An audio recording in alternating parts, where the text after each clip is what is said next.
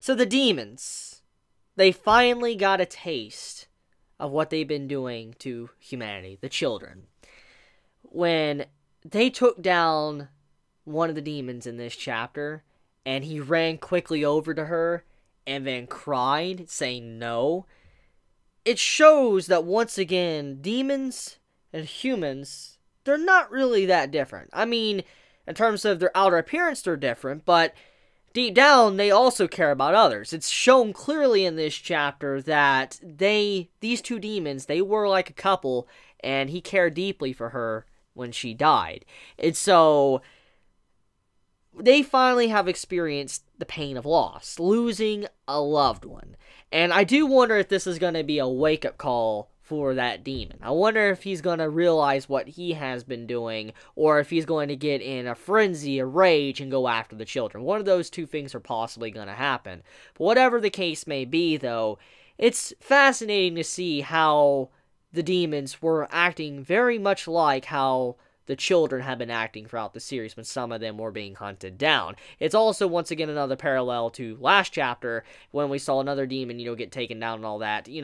It's very similar to that. This chapter, for the most part, it's, pretty simple. I don't think this is really going to be that long of a video. I don't. I feel like this video is going to be very short just because of the content within this chapter. It's a great chapter, just content-wise, it's very simple. Emma straight up walks over to Lewis. Emma, my girl. I mean, I know you're the MC, so technically you got plot armor. I understand that, but Emma, you may have plot armor, but that doesn't mean all the other kids have plot armor. You need to chill, okay? But she's being very ballsy. She's straight up coming out in the middle of the open to confront Lewis. Okay. I really am curious about what Emma is trying to do. If I had to assume anything, though, judging by the way this chapter is designed and how Lewis is as a character, I have a good feeling that Lewis is probably not going to die in this arc, and he's probably going to help out Emma. Hear me out. As we know, before this arc began, you remember we met two other demons, Musica and Sunju, or however you pronounce his name. We met two demons, and one of the demons, he was very friendly, he was kind, he taught Emma how to hunt. And you remember once everything was said and done, we got to see a little bit of an insight to his personality. He wants to have humanity free range. He wants free ranged humans. He wants natural humans. He wants humans that are not cattle raised or farm raised. He wants humans that are, wild. And that is why he let Emma go. Let all the children go and help them escape, because he wants them to be able to breed, create more humans, and then they will, flourish throughout the land, and they can hunt humanity in a legitimate way without, having to set things up for a playground or something. So I feel like the way Lewis's character is designed, he might be somewhat similar to that. I could definitely see him looking at the long game. I could see him definitely playing that type of part if Emma discusses with him about what could potentially happen in the future. I could see Emma playing that type of role. I mean, Emma, most likely with her confronting the man, she might be confronting him, like talking to him like, hey, look, if you let us go, we get out of here, that means that more humans will be able to get free, and then that would mean that you would have the chance of hunting more, humans in the future, and you would have a lot more fun than just me. For instance, if you kill me, all hope of ever being able to do it again is pretty much diminished to almost nothing. So, Emma might pull something like that, saying, if you let us go, then you will have more to hunt in the future. And I could definitely see him getting excited and probably even helping out Emma. And him being more of like a rival nemesis in the future of this series, equivalent to like the Hisoka and Gon relationship. If you know how that relationship is, I could definitely say that could be Emma and Lewis's relationship for the series.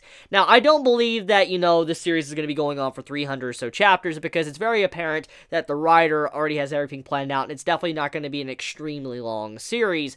But even then, though, I could definitely see Lewis's overall plot point being saved for another 50 to 80 chapters, just to have that settled because of how his character is designed. So Emma popping up, I feel like it's going to be more of negotiations than anything else.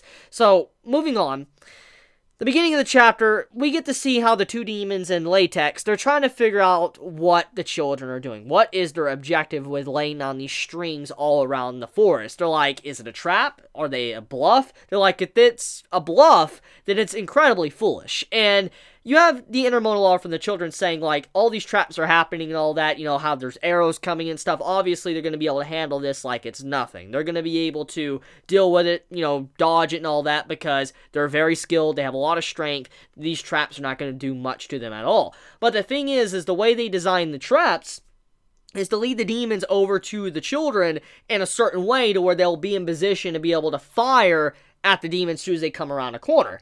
And as soon as that happened, they threw a flashbang, which blinded them, which, that's cool. They blinded the demons, and then it tore off their mask, and then they were able to do the final blow. The thing is they messed up. And the moment to when the mask blew up, and there was an opening, they froze up because they were just excited to finally have the mask off. The female demon grabs her around the throat and is about to end her life. But here's the thing, okay? With the way that scene was done, it basically shows how we are as humans as well, or any creature that is hunting down prey, how we act.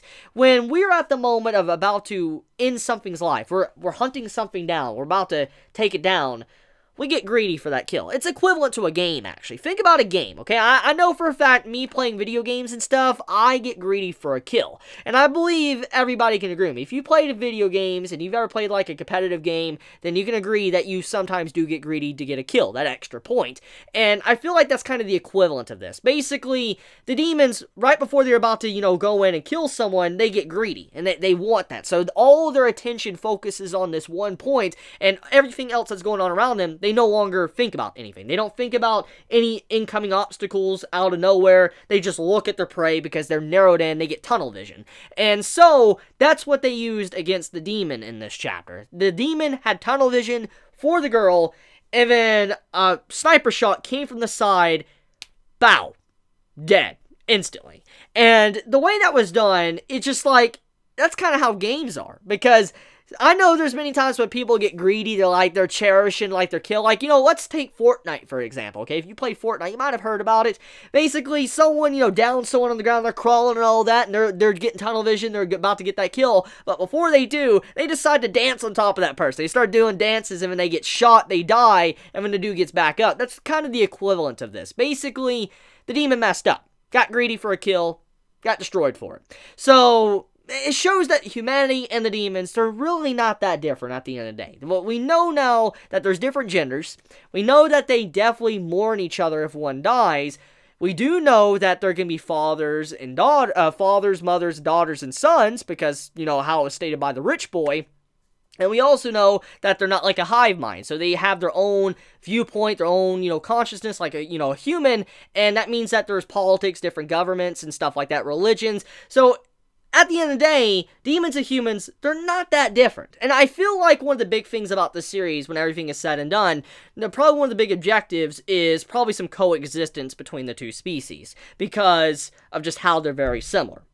But, leaving it at that, though, that's about it when it comes to the chapter. It's simple, it gets to the point really quickly, but I do like how everything was planned out and how they were able to take one of the demons out. And like I said, I'm curious if the demon that is crying for his loved one, if he's going to, you know, break down, or if he's going to lash out in retaliation against what happened. We'll see where it's going to go. But let me know your thoughts in the comments below. If you enjoy my content, please subscribe. If you like this video, please leave a like. And with that, be safe. Chibi out.